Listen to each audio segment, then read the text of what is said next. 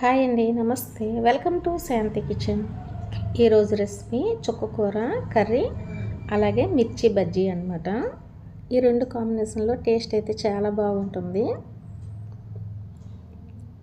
ముందుగా stove on చేసి కడాయి పెట్టి 1 స్పూన్ ఆయిల్ వేసుకుని ఆయిల్ వేడైన తర్వాతను 1/2 స్పూన్ వరకు జీలకర్రను వేసుకోవాలి. జీలకర్ర కొంచెం ఫ్రై అయిన తర్వాతను 2 కట్టల వరకును చుక్కకూరను తీసుకుని బాగా నీట్గా కడిగి కట్ చేసుకుని చుక్కకూరను వేసుకోవాలి. అలాగే మన కారం చూసుకొని 5-6 పచ్చిమిర్చి, ఒక పెద్ద సైజు టమాటాని వేసుకుని తగినంత సాల్ట్, పసుపుని వేసుకోవాలి. అంత కూడాను కొంచెం కలుపుకోవాలి. చుక్కకూర కొంచెం మగ్గితే సరిపోతుంది. ఈ విధంగా మగ్గిన తర్వాతను చాలా తక్కువ నీరునే వేసుకోవాలి. 1/4 గ్లాస్ వరకు నీరుని వేసి చింతపండు కూడాను చాలా తక్కువ చింతపండుని వేసుకోవాలి. టేస్ట్ బాగుంటుంది.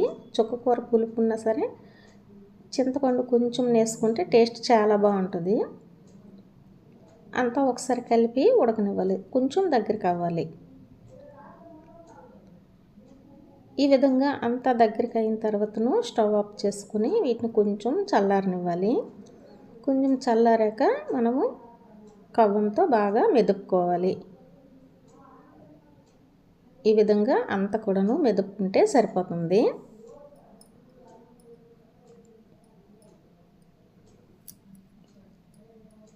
అంతా ఈ విధంగా మెదుపుకున్నాక కొంచెం దగ్గరకు అవుతుంది కదా, ఇప్పుడు వీటిని పోపుని వేసుకోవాలి. అంతా ఒకసారి కలిపి సైడ్కి తీసుకుని ఇప్పుడు పోపుని వేసుకోవాలి. పోపు కోసం 2 స్పూన్ల వరకు ఆయిల్ని వేసుకోవాలి. ఆయిల్ వేడైన తర్వాతను ఆవాలు, జీలకర్ర, శనగపప్పు, మినపప్పు, 1 ఎండుమిర్చిని వేసుకోవాలి.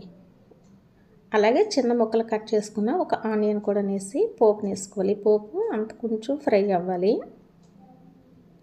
ఆనియన్ వేసుకుంటే టేస్ట్ చాలా బాగుంటుంది. ఈ విధంగా ఫ్రై అయిన తర్వాతను ఈ పోపుని చుక్కకూరలో వేసుకోవాలి. ఈ పోపు అంతా చుక్కకూరలో వేసి ఒకసారి కలిపి 2 నిమిషాల వరకు ఉడకనివ్వాలి. పోపు వేసిన తర్వాతను 2 నిమిషాలు ఉడికితే టేస్ట్ బాగుంటుంది. ఈ విధంగా అంత కూడాను దగ్గరకు అవ్వాలి. ఈ విధంగా ఉడుకుతున్నప్పుడు ఇప్పుడు స్టవ్ ఆఫ్ చేసుకోవాలి. అలాగే బజ్జీ కోసం బజ్జీ మిర్చిని తీసుకొని కట్ చేసుకోవాలి. చాలా సింపుల్గానే తయారు చేసుకోవచ్చు, లేదంటే వీటిలో స్టఫ్ కూడా పెట్టుకున్నా చాలా బాగుంటుంది. కొంచెం చల్లారాక కొంచెం దగ్గరకు అవుతుంది కదా, ఈ విధంగా దగ్గరకు అవ్వాలి.